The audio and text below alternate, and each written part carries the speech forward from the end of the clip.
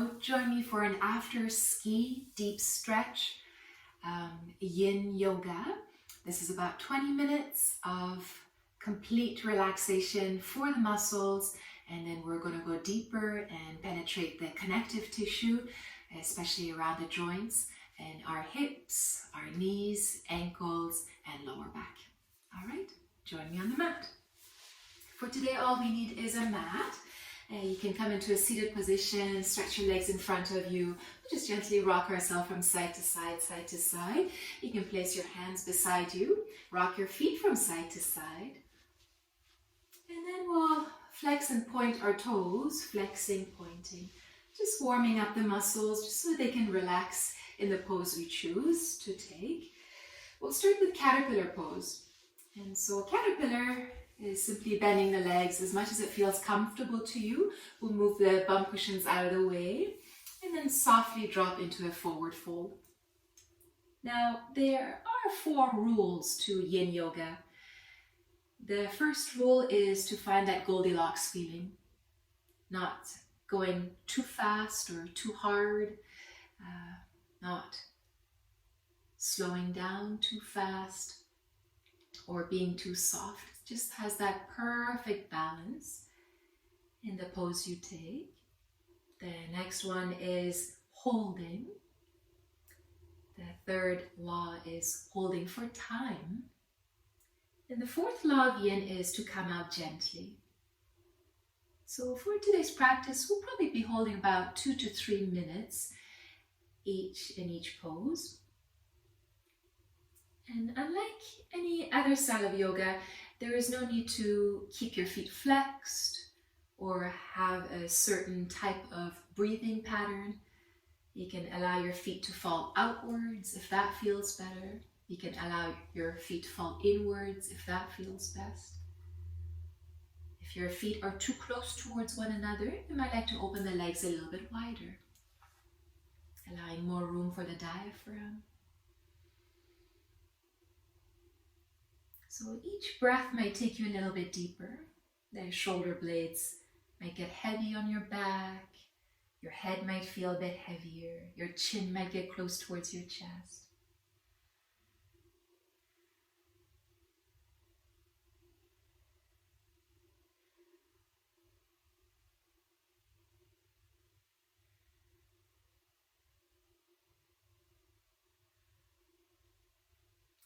There's a relationship between our jaw joints and our hip joints. Loose lips, loose hips. So let's soften the jaw joints. Our masseter muscles, our chin muscles are one of the strongest muscles of our body. And as you soften the masseters, your hips are going to relax a little bit more. About 3 more breaths here and then we'll come out.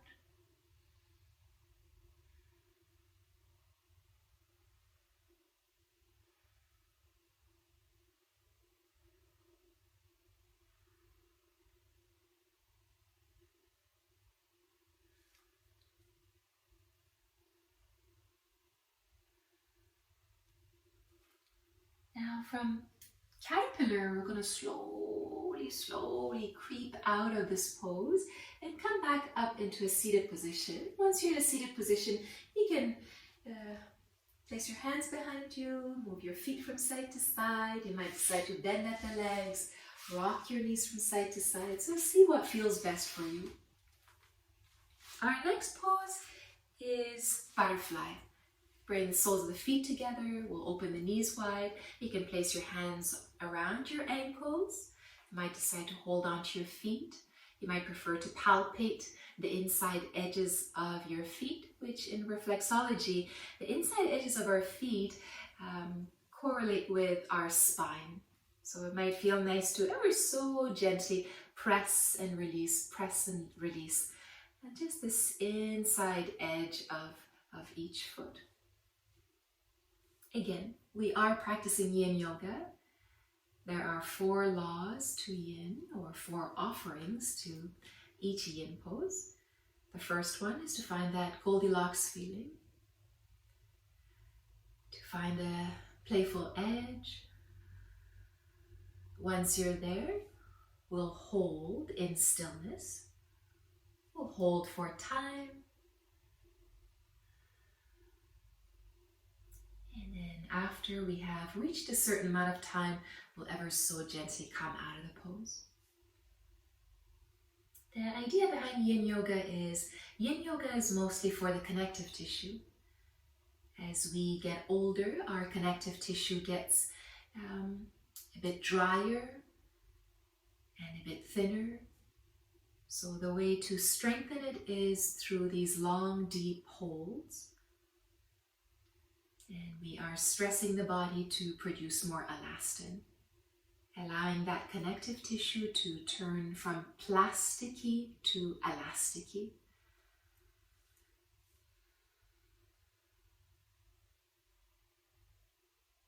So in your butterfly pose, we have probably another 1.5 minutes to go. In this 1.5 minutes, you might decide to move your hips back a little bit from your heels, making more space in the hips. You might decide you're happy where you are. You might prefer to drop your head nice and heavy. If the head feels too heavy, you might like to place your hands under your chin if that's accessible for you. The hands holding on the head might feel better.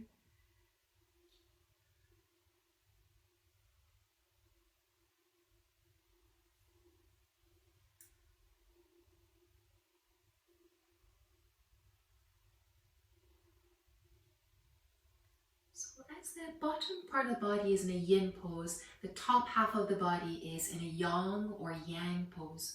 Your spine is holding you upright, you're in a forward fold, but you're not leaning against anything. You're kind of, the connective tissue is holding on to the bones of your spine, your upper body. So we'll slowly move away from the legs and gently come back up into a seated position. Once you come back into a seated position, you can bring the legs back together. You might decide to stretch them out. You might decide to rock your knees from side to side, whatever feels best for your body. Our next pose is Dragonfly. We'll straighten the legs away. We'll open the legs as wide as it feels comfortable for you. Once your legs open as wide as it feels comfortable, again, you might like to move the bum cushions out of the way, making room for your ischium bones or the sit bones, and then we'll gently come into a forward fold. Each exhale might take you a little bit deeper.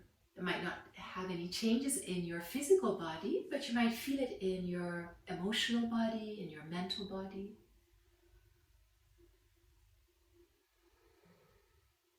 Now, you might decide to place your hands on your legs. You might decide to take your hands off your legs and have the hands on the floor. The arms might straighten, or you might prefer to bend at the elbows.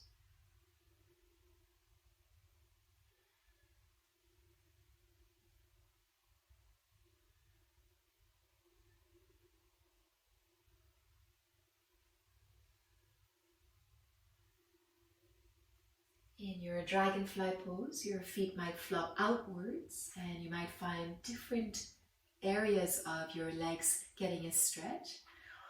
But the whole idea is to keep the muscles as relaxed as possible, just so we can penetrate a little bit deeper into the connective tissue. If your toes want to flop inwards towards one another, you can allow for that to happen as well.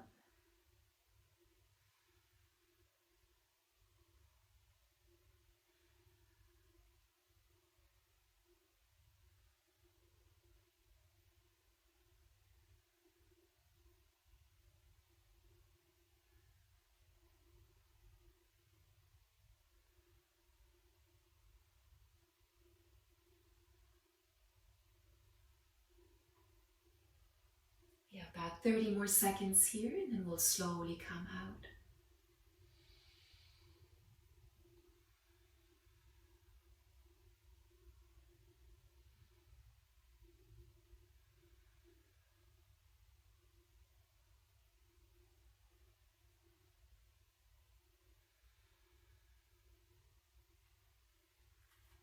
Here we'll slowly walk the hands closer towards our hips, ever so gently coming back into a neutral spine. You can bring your legs back together, rock our feet from side to side, flexing and pointing at the toe joints, at the ankles. Then we're going to come into Swan pose, which is pigeon pose. You might be familiar with pigeon pose. In Swan pose, we'll come into all fours. Once you come into all fours, you might decide to rock your hips a bit from side to side, side to side.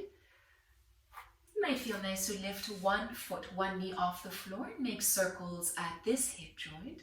Maybe 2 or 3 circles one direction, 2 or 3 circles the other direction.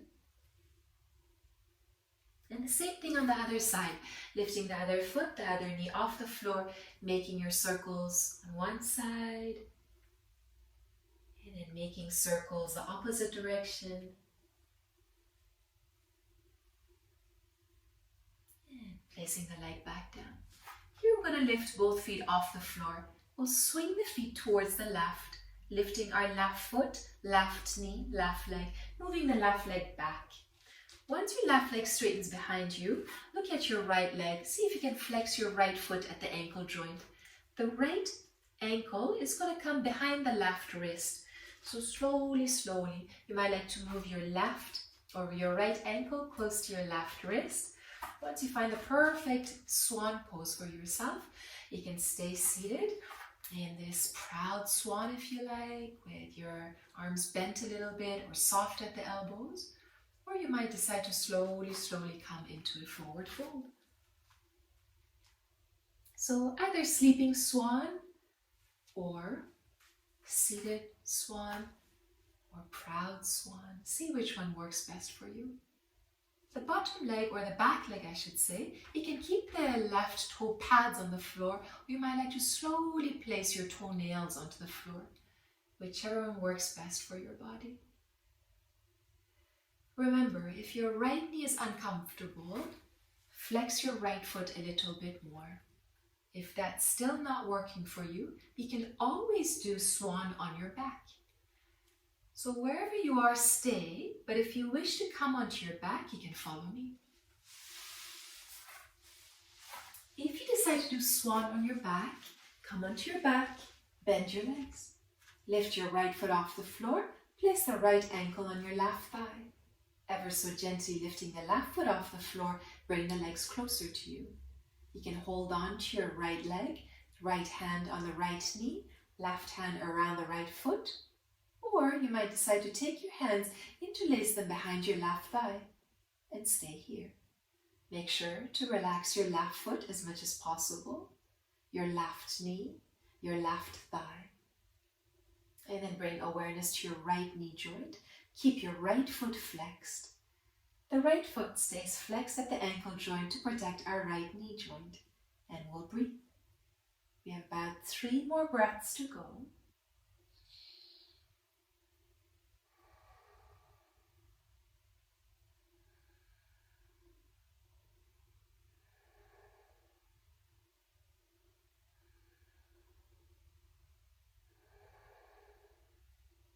If you on your back, stay here.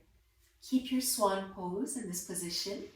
If you decide to come into swan in all fours, you can slowly, slowly start coming out, ever so gently, placing our weight onto the right bum cheek, slowly coming back into seated and bring the legs in front of us. You can tap out the back of the thighs or your knees, rock out your feet from side to side, and then we'll give the other side a try. If you're on your back, gently place the feet back down onto the floor, rock the knees from side to side, and give it a try on the other side. So in all fours again, we'll lift our feet off the floor, swing them towards the right, lifting the right foot off the floor, stretching the right leg behind us, bending the left leg, flexing the left foot, maybe placing the left ankle behind your right wrist. You can stay up in proud swan if that feels good, or you can come into sleeping swan.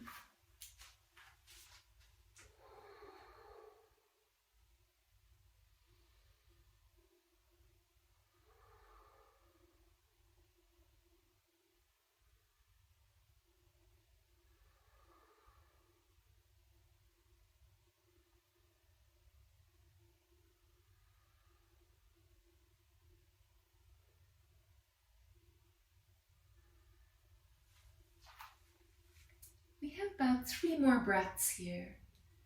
Each exhale taking you a little bit deeper, softening the muscles as much as possible, relaxing into this deep stretch, remembering that yin yoga is for the connective tissue, not necessarily for the muscles.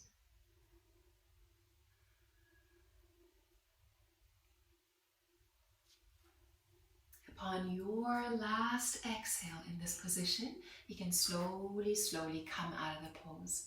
Again, if you're on all fours, you might like to place your left hip onto the floor and gently walk your legs back home center in front of you. And if you're on your back, you can place both feet back down onto the floor, rock the knees from side to side. Our next pose is Wild Child. So it's child's pose with wide legs. We'll come into all fours. Once you find your way back into all fours, you'll rock your hips from side to side, side to side. Here, we'll open the knees as wide as it feels comfortable. We'll bring the big toes to one another. We'll gently lean the hips back and drop into our Wild Child. In Wild Child, you can have your hands on top of each other, your forehead on the top hand. You might decide to stretch the arms in front of you towards the top of the mat. If neither of these work for you, you can always thread your hands between your feet and place your hands on the soles of your feet.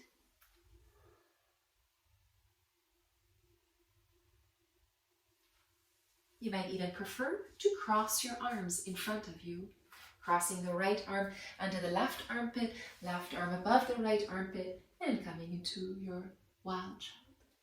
Another option is to take the right hand and thread it under the left armpit, keeping your left hand where it is, or maybe placing your left hand under your head. If you decide to make changes on the top part of the body, you're more than welcome to. Just make sure to keep your hips nice and heavy. Some of us have stubborn tailbones, or sacrums, or lumbar spines.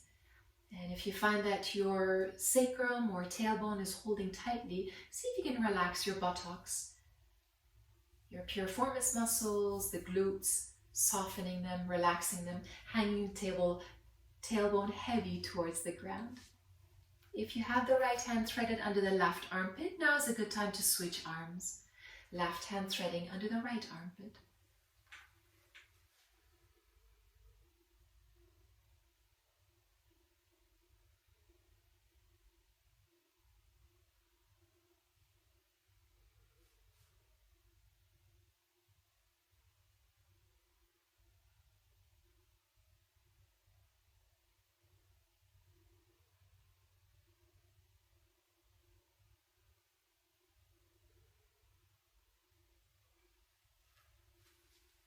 So ever so gently we'll uncross the left arm, bring it back home, softly engaging pelvic floor muscles and coming back into all fours position.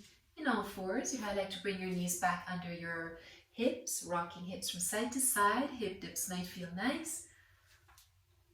And then we'll come into cat-cows, rounding the spine and arching the back, rounding the spine and arching the back.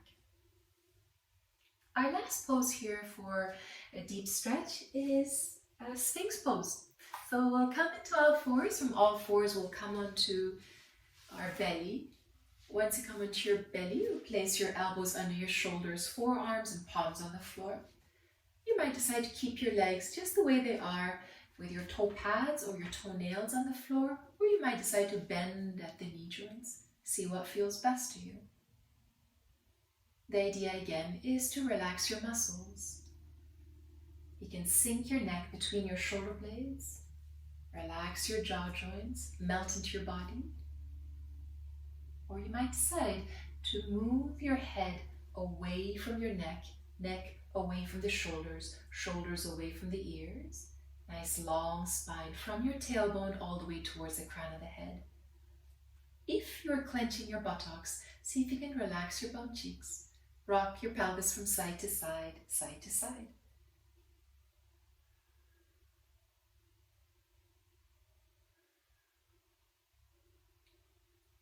Now, some of you might enjoy staying in Sphinx, and some, it might feel really nice to come into seal position. If that's you, you can hold on to the edges of your mat, ever so gently push the edges away and lift your elbows and forearms off the floor, coming into seal. If the mind said that was a good idea, but the body says not today at this moment, then please ignore me. Softly place your forearms and elbows back down onto the ground, coming into your Sphinx position.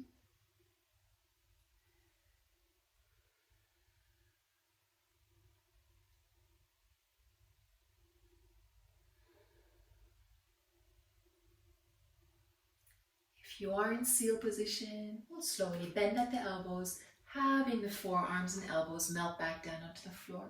If you're in Sphinx position, we'll glide the elbows out of the way, melting the belly, the rib cage, the chest, the head back down onto the ground.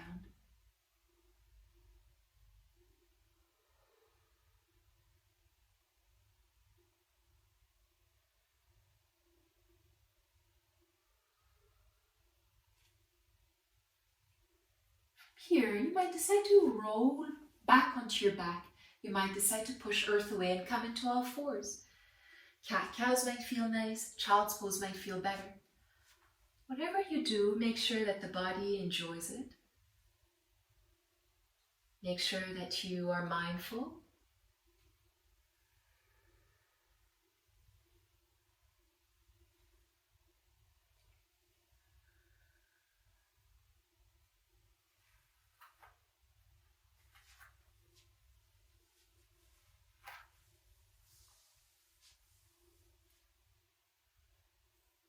We'll finish our practice with 3 breaths. Nice long inhales through the nostrils. Nice long exhales through the mouth. 2 more breaths, just like this. Breathing in, breathing out. 1 more breath.